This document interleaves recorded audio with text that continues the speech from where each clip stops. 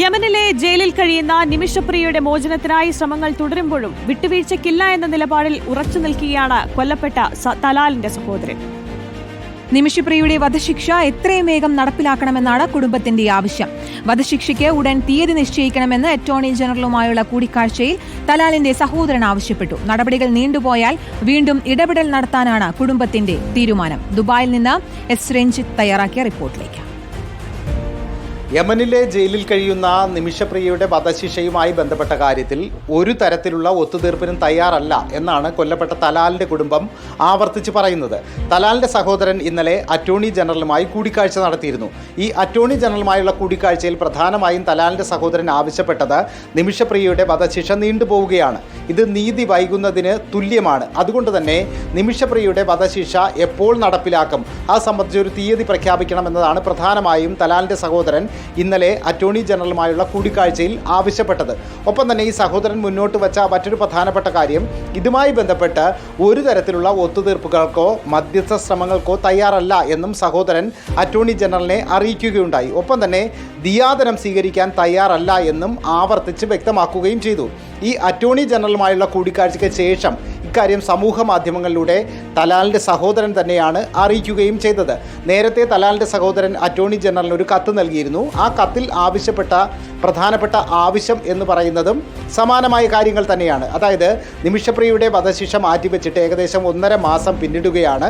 അതിനുശേഷം ഇക്കാര്യത്തിൽ തുടർ നടപടികളൊന്നും ഉണ്ടായില്ല. ഇത് നീതി നിഷേധമാണ്. ഇക്കാര്യത്തിൽ എത്രയും വേഗം തീരുമാനമുണ്ടാകണം.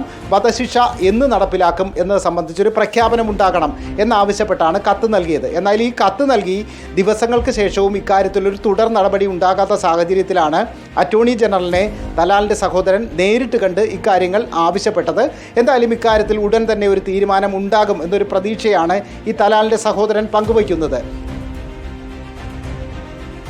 ചർച്ചകളിൽ പ്രതീക്ഷയുണ്ടെന്നാണ് കുടുംബവും ആക്ഷൻ കൗൺസിലും അറിയിക്കുന്നത്. സാനിയ മനോമി ചേരുന്നുണ്ട് വിശദാംശങ്ങളുമായി. Sania, good morning. ഇന്നലെയും നമ്മൾ വലിയ പ്രതീക്ഷയോടെ തന്നെ കാത്തിരിക്കുന്ന ഈ വാർത്തയിലാണ് ഇന്നലെയും തലാലിന്റെ സഹോദരന്റെ ഒരു കടുത്ത നിലപാട് പുറത്തു വന്നത്. എന്തായാലും ഒരു ചർച്ചയ്ക്കുമില്ല, ഒരു വിട്ടുവീഴ്ചയ്ക്കുമില്ല, ദിയാദനവും വേണ്ട എന്നുള്ളൊരു നിലപാടിലേക്കാണ് എത്തുന്നത്. ഇപ്പോഴും പ്രതീക്ഷയോടെ നിമിഷപ്രിയയുടെ അമ്മയും അവിടെ തുടരുന്നുണ്ട്. എന്താവും ഇനി മുന്നോട്ടുള്ള സാധ്യതകൾ?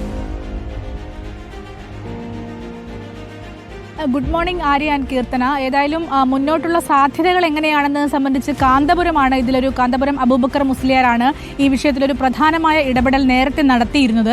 അദ്ദേഹത്തിന്റെ ഓഫീസുമായി ബന്ധപ്പെടുമ്പോൾ നമുക്ക് പുതിയ വിവരങ്ങളൊന്നും കിട്ടിയിട്ടില്ല. നേരത്തെ നമ്മൾ കണ്ടതാണ് യമൻ തലസ്ഥാനമായ സനായിൽ വെച്ച് നടന്ന ഒരു ഉന്നതതല യോഗത്തിൽ നിമിഷപ്രിയയുടെ വധശിക്ഷ റദ്ദാക്കിക്കൊണ്ടുള്ള തീരുമാനം ഉണ്ടായി എന്ന് കഴിഞ്ഞ ആഴ്ചയാണ് അദ്ദേഹം നേരിട്ടല്ല, അദ്ദേഹത്തിന്റെ ഓഫീസ് മാധ്യമങ്ങളോട് പറയുന്നൊരു സാഹചര്യം ഉണ്ടായത്.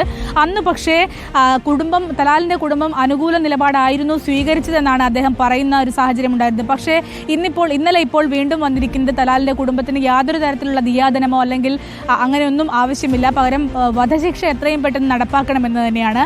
അതോടുകൂടി ഇനി എന്താണ് എന്നുള്ളൊരു തീരുമാനത്തിലേക്ക് ആക്ഷൻ കൗൺസിൽ കടന്നിട്ടില്ല എന്നാണ് നമുക്ക് മനസ്സിലാക്കാനാകുന്നത്. പക്ഷേ കഴിഞ്ഞ ദിവസം ഷെയ്ഖ് ഹബീബ് ഉമർ ഹബീബിന്റെ ഇടപെടൽ വളരെ കാര്യമായി തന്നെ വന്നിരുന്നു, പോസിറ്റീവായി വന്നിരുന്നു. പക്ഷേ ആ ഇടപെടൽ കൊണ്ട് കാര്യമുണ്ടായില്ല എന്നാണ് ഇന്നലെ നമുക്ക് മനസ്സിലാക്കാനാകുന്നത്. ഏതായാലും അനുകൂല നടപടികൾ ഉണ്ടാകുമെന്നൊക്കെ പ്രതീക്ഷിച്ചിരിക്കുകയായിരുന്നു.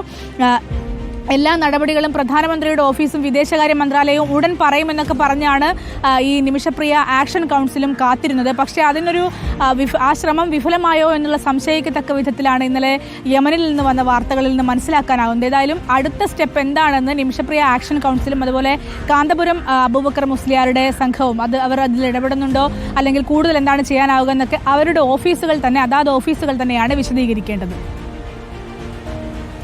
സാനിയ മനോമിയാണ് വിശദാംശങ്ങൾ നൽകിയത്. എന്തായാലും വളരെ പ്രതീക്ഷയോടെ തന്നെ കാത്തിരിക്കുകയാണ് നിമിഷപ്രിയയുടെ മോചനവുമായി ബന്ധപ്പെട്ട്.